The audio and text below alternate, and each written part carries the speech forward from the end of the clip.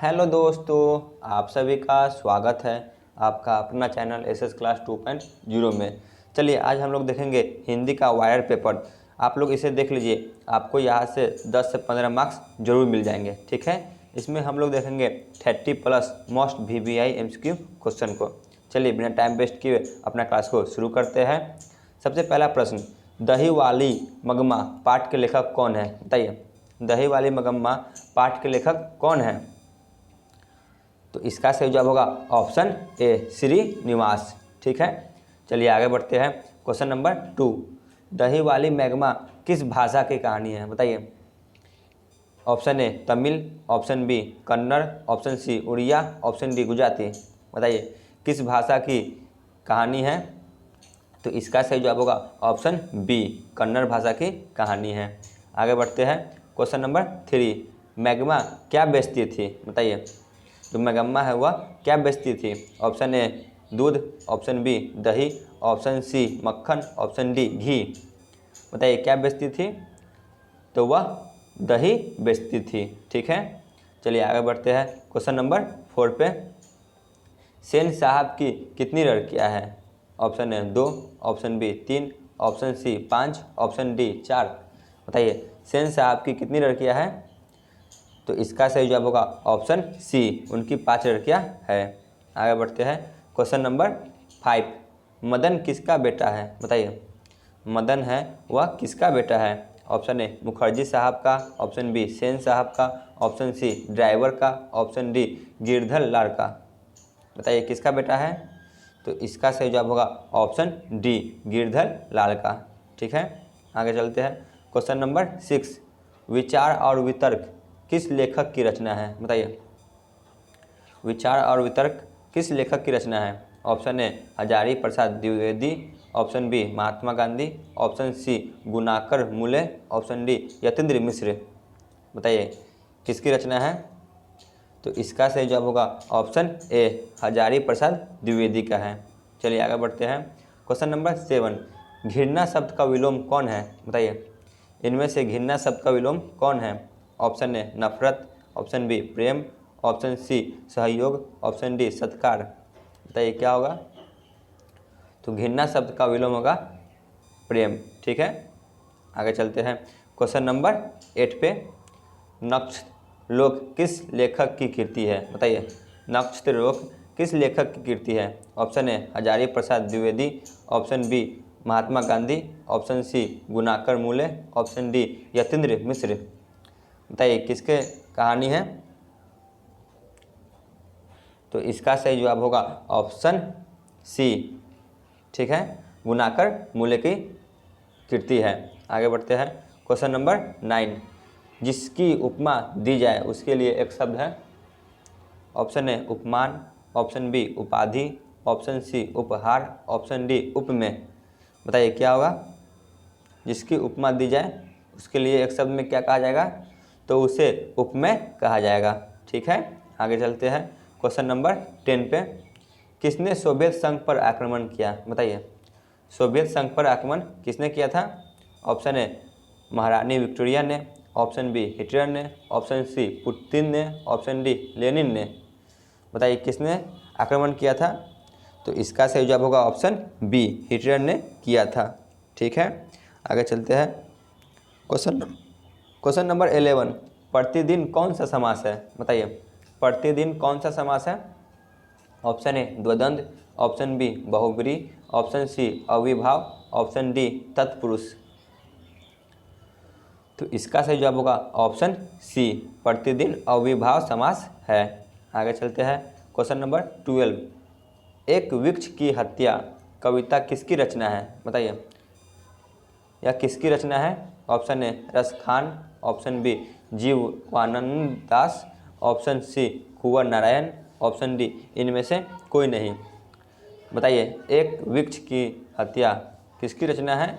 तो इसका सही जवाब होगा ऑप्शन सी, कुंवर नारायण का।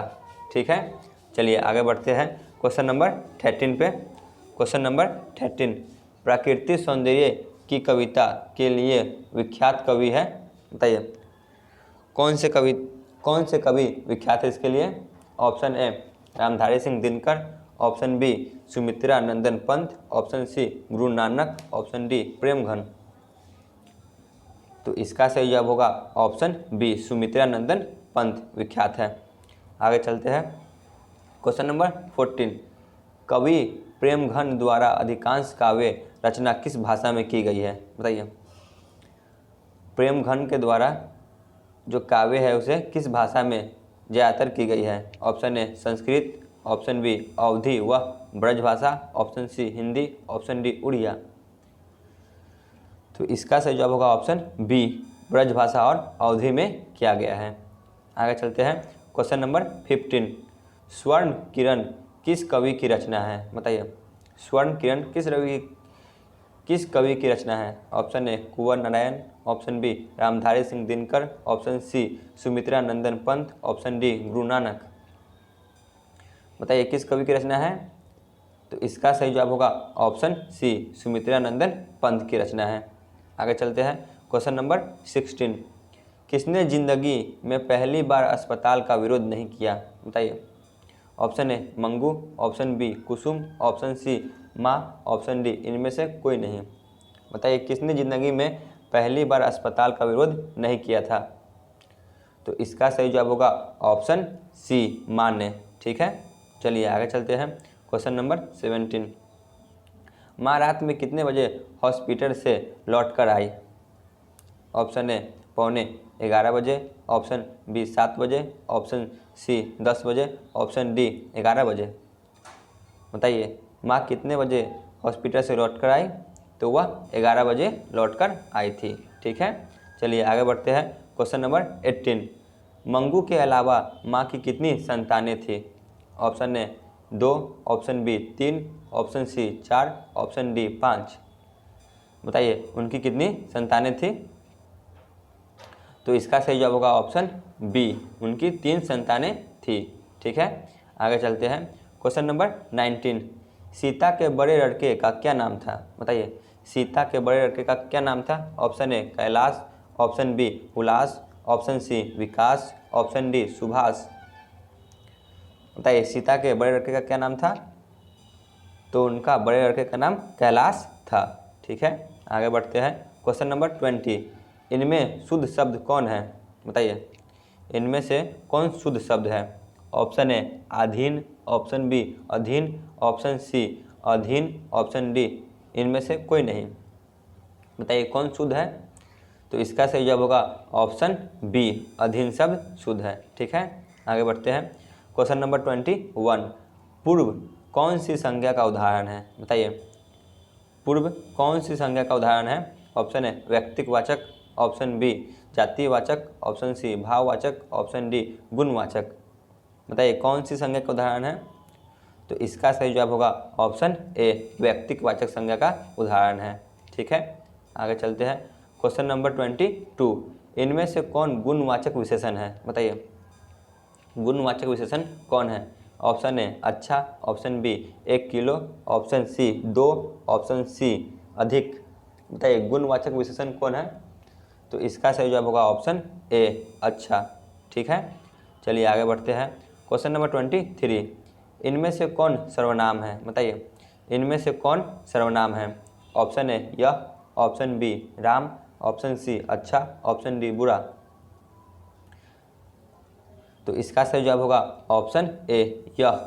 ठीक है, यह सर्वनाम है। आगे बढ़ते हैं।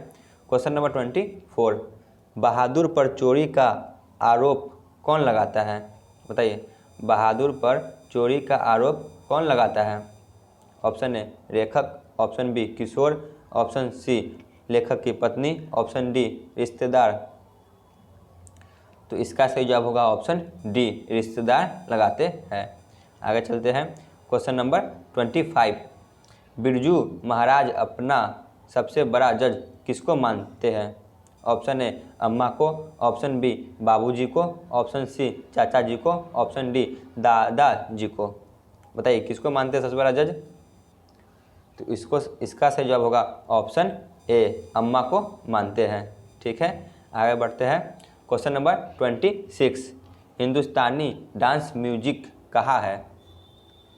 ऑप्शन ए कोलकाता में, ऑप्शन बी मुंबई में, ऑप्शन सी चेन्नई में, ऑप्शन डी दिल्ली में। कहाँ है? तो इसका सही जवाब होगा ऑप्शन ए कोलकाता में है। आगे बढ़ते हैं क्वेश्चन नंबर 27। नादिर शाह के सैनिकों ने किसे मार डाला? बताइए। ऑप्शन ए गुरु नानक को, ऑप्शन बी घनानंद को, ऑप्शन सी रस खान को, ऑप्शन डी तुलसी को। बताइए नादिर शाह के सैनिकों ने किसे मार डाला? तो इसका सही जवाब होगा ऑप्शन बी घनानंद को। ठीक है, आगे चलते हैं क्वेश्चन नंबर 28। क का उच्चारण स्थान क्या है? ऑप्शन ए तालु, ऑप्शन बी कंठ, ऑप्शन सी मूर्धा, ऑप्शन डी दांत। बताइए क का उच्चारण स्थान कौन है? तो इसका सही जवाब होगा ऑप्शन बी कंठ है। ठीक है, आगे बढ़ते हैं क्वेश्चन नंबर 29। मैं कल दिल्ली जाऊंगा कौन सा काल है? बताइए। ऑप्शन ए वर्तमान काल, ऑप्शन बी भूतकाल, ऑप्शन सी भविष्य काल, ऑप्शन डी इनमें से कोई नहीं। तो इसका सही जवाब होगा ऑप्शन सी भविष्य काल है। चलिए हम लोग चलते हैं आज के अंतिम प्रश्न पे। Question number 30। निवास शब्द में उपसर्ग है। ऑप्शन ए नी, ऑप्शन बी नी, ऑप्शन सी न्यू, ऑप्शन डी न्यू। बताइए कौन सा सही है? तो इसका सही जवाब होगा ऑप्शन ए न्यू। ठीक है, आज का क्लास यहीं पे ख़त्म होता है। आप लोग कमेंट सेक्शन में ज़रूर कमेंट कीजिएगा कि आपको 30 में से कितना सही हुआ है। ठीक है, धन्यवाद।